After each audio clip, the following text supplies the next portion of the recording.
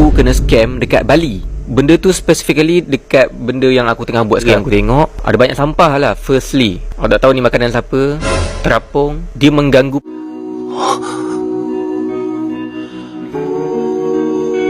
Tolong jangan fitnah Tolong jangan fitnah cakap ini di Indonesia ya. Halo geng, Malaysia itu bersih juga ya. Kenapa aku bilang kayak gitu? Karena memang di jalan trotoar tuh bersih. Terus Indonesia rekor dunia sungai terkotor di dunia. Loh, jadi ternyata negara kita ini pernah punya pencapaian rekor dunia. Dan gue sekarang lagi Well, I thinking about you, and I think I have to listen because. Oh halo, hai teman-teman, apa kabar kalian hari ini? Semoga Sari doakan dimanapun kalian berada tetap diberikan kesehatan, tetap semangat, dan Sari doakan juga dipermudahkan segala urusannya.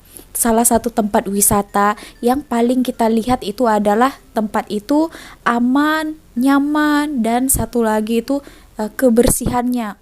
Tak mungkin kan kita datang ke tempat wisata itu kalau kotor mesti kita tidak selera kan. Nah, ini ada beberapa video tentang tingkat kebersihan. Ada juga orang Malaysia kena scam di salah satu tempat wisata di Indonesia. Nah, berbicara tentang kebersihan, itu Sari mengingatkan ada satu grup ya di Indonesia namanya Pandawara Group. Kalian mungkin teman-teman Malaysia juga sudah tahu disebabkan viral ya sampai juga ke Malaysia, membersihkan sampah-sampah dekat sungai, ada longkang-longkang juga. Yang saya lihat, wah banyaknya sampah ini di Indonesia ini, sampai ada yang menobatkan sungai terkotor di Indonesia nomor 1, nomor 2, nomor 3. Nah, ini kembali lagi ke tingkat kesadaran rakyatnya dalam hal kebersihan, membuang sampah jangan merata-rata. Nah, oke teman-teman, sebelum kita bahas, kita tonton dulu beberapa video ini. Setelah kita tonton, kita akan tanggapi. Aku kena scam dekat Bali. Benda tu specifically dekat benda yang aku tengah buat sekarang ni lah, which is sea walking ni. Dia adalah satu aktiviti yang kau boleh jalan dekat bawah laut ni, dekat dasar laut. Kenapa aku cakap aku kena scam adalah sebab harga dia. Harga sea walker ni dalam 1.35 juta rupiah. Kalau ikutkan currency masa tu RM300 jugalah. Untuk berjalan-jalan dekat dasar lautan, yang aku rasa macam aku masuk je 2 minit dah tak berbaloi dah. Kenapa aku cakap? Sebab kat sini ada macam-macam benda yang aku tengok. Ada banyak sampah lah. Firstly, aku tak tahu ni makanan siapa, terapung. Dia mengganggu pandangan jugalah. Bukan sikit, banyak pula tu aku jumpa. Lepas tu dekat sini, kalau kau nak berjalan-jalan, kau tak boleh tak pegang dia punya rail ni tau. Kau kena pegang juga. Kalau kau tak pegang, kau akan dibawa arus yang sangat-sangat deras, bawa pergi ke hujung dunia sana tu. Sebab macam tsunami ke bawah ni. Serius. Yang aku tengok orang lain pergi, santai je. Dia tak pegang apa-apa pun. Dia boleh siap berselfie lah, ambil gambar lah, tak payah pegang rail pun. Sebab air dia tak bergelora macam gini. Tapi aku dah dapat validation daripada staff dekat situ. Dia orang pun cakap boleh tengok ikan. Tapi masalahnya aku tengok ikan tu dekat dalam beberapa jengkal je lah. Kotor depan ya mata aku ni. Dia tak nampak sampai hujung lah. Macam aku tengok orang lain pergi, dia nampak jauh babe. Mungkin sebab air dah berkocak-kocak, so dia jadi keruh sikit dekat situ. Lepas tu adalah kalau nak nampak ikan tu dekat sikit, dia akan bagi kau roti. Lepas tu ikan tu datang lah dekat tangan kau. Aku tengoklah ikan tu makan tapi depan kau. Aku tak tahu tak ni jenis jernih ikan ya. apa. Macam-macam jugalah gitu jenis ikannya. Tapi nasib baik ada Finding Nemo ni. Finding Nemo ni aku minat betul lah. Sebab dia bukan oren warna putih macam gitu. Lepas tu ikan-ikan lain ni aku tak kerti lah apa benda kan. Tapi yang bagusnya, instruktor ni dia akan ambil gambar kau lah, ambil video kau masa kau jalan-jalan dekat sini. Tapi itulah dia, kabur. Aku tak suka air dia. So kalau korang nak pergi juga, aku sarankan korang pergi dekat waktu tengah hari panas. Panas gila, panas. Bagi cahaya tu betul-betul ada, jelas masuk dalam air tu. Macam aku ni je gelap sikit. Tu yang tak berapa nak best sangat tu. Lepas tu pergi jangan time hujan. Aku pergi ni time mendung, nak hujan macam gitu. So air dia tu macam bergelora teruk lah. So ini adalah hasil gambar dan video dia. Kalau tengok dalam video ni pun, alamak, video kamera aku lagi baik tu. Aku expect video dia lawa lah, tak bergegar macam gini. Sebab dah bayar mahal kot. Ini lagi dahsyat. Perjalanan hidup aku sebagai aquaman dekat bawah ni tak sampai 20 minit seperti yang tertera dekat dalam brosur dia tu. Aku pergi dalam 13 minit sahaja, Mat. Okey, video ni sebelum aku masuk aku dah record. Aku naik atas air, aku off. Bila aku check balik 13 minit je, Mat. Alamak, scam kok dia. bisa jadi begini? Mana 7 minit aku duk? Woi, 7 minit tu bagi aku lama. Ibaratnya kalau kau main go-kart 20 minit, 13 minit kau dah kena keluar dah. Kau bayangkan 7 minit kau boleh main berpusing-pusing lagi dekat go-kart tu, aku tahu tak? Nak katakan yang 7 minit tu lama lah. Gila lah. Aku tak tahu lah nak cakap macam mana. Kalau macam 2-3 minit macam itu aku boleh maafkan lagi lah kan. Tapi 7 minit oi, alamak. Macam parasailing yang aku pergi tadi tu, itu 4 minit dalam 50 saat lebih kurang macam gitu lah. Yang beberapa saat selepas tu aku halalkan je lah sebab dia cakap 5 minit terbang je. Okey lah tu. Tapi ni 7 minit aku mana? Geram betul lah aku. So lepas ni kalau korang buat aktiviti yang sama macam aku macam gini kan, kau set je timer. Kalau kau rasa macam tak cukup ni bang, kau bagi tahu dia, hantar saya balik pergi bawah tu bang. Sebab benda dah bayar. So itulah sebab kenapa aku rasa aku kena scam. Kotornya. Apa ni? Tolong jangan fitnah Tolong jangan fitnah cakap ini di Indonesia ya. Memang di Indonesia. Tolong jangan fitnah ya. Negara aku Indonesia ya. Tak macam ni kau tahu. Kesedaran diri masyarakat bangsa aku ya, mereka mempunyai kesedaran diri yang tinggi ya dalam membuang sampah ya, dalam segala hal ya. Bangsa aku Indonesia mempunyai kesedaran diri yang tinggi. Jadi tolong tolong stop korang untuk membuat fitnah terhadap negara aku Indonesia NKRI harga mati. Siapa yang memfitnah negara aku berurusan dengan aku Paham korang Jangan cakap ini di Indonesia. Aku tak setuju kalau kau cakap itu di Indonesia. Kau faham Negara aku bersih ya. Tak ada satu biji sampah pun di negara aku itu. Kau faham Pemerintah kami ya amat sangat peduli dengan lingkungan hidup. Jadi kalau kau cakap ini di Indonesia, aku marah Kau berurusan dengan aku. Paham NKRI harga mati Paham Dia untuk video Kak JP itu agak itu sindir ke Perli. Oke, kita bahas yang video yang pertama tadi itu. Abang itu adalah orang Malaysia datang ke Indonesia, kena scam dia. Di bawah itu airnya cari lihat tadi macam tak jernih ya.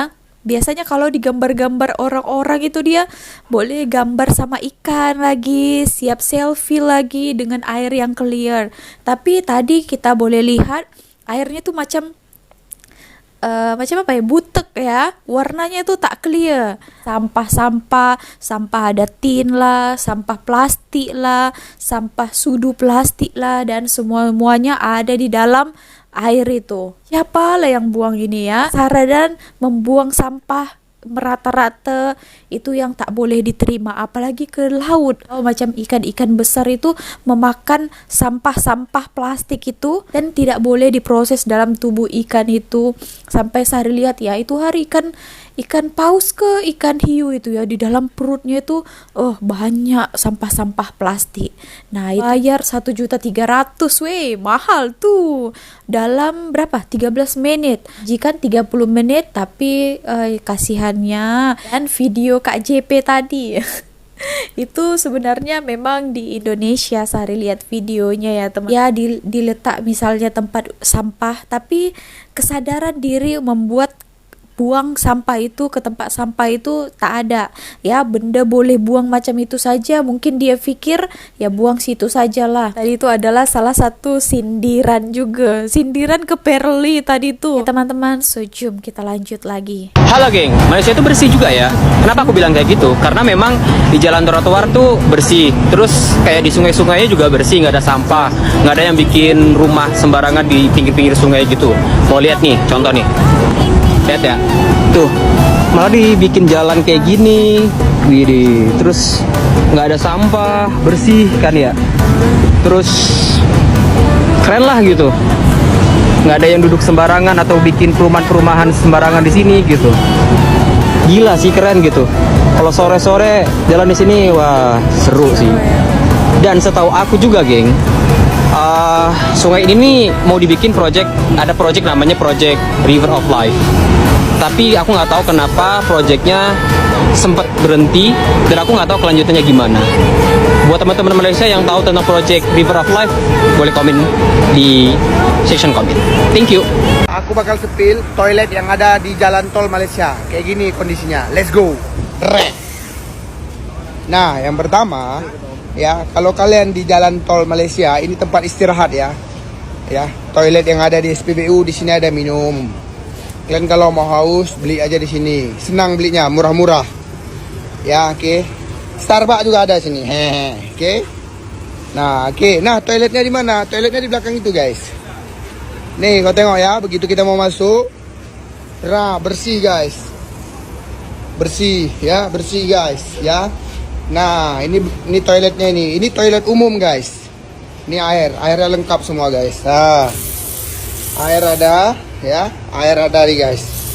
Air ada, bersih ya, guys. Kau tengok toilet umum yang ada di jalan tolnya bersih semua, guys.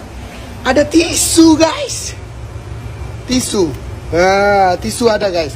Banyak tisunya, guys. Cuma satu yang nggak ada, guys. Sabunnya habis kayaknya. Tengok. Oh, ada, guys. Ada sabun bisa cuci. Ya, ganteng. Nah, air kencang, guys. Nah, kamar mandinya gimana? Kamar mandinya aku kasih tahu nih. Kau tengok sendiri, guys. Bersih kan, guys? Bersih kan? Nah, bersih kan? Cuma di sini modelnya kayak gini, guys. Nggak sama kayak di Indonesia. Modelnya gini ya. Di Indonesia nggak kayak gini kan? Oke. Nah, ini adalah toilet yang ada di jalan tol dan ini toilet umum.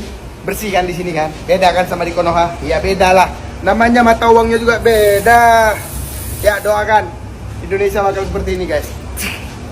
Macam mall apanya? Toiletnya macam di mall. Serius. Gratis, nggak bayar.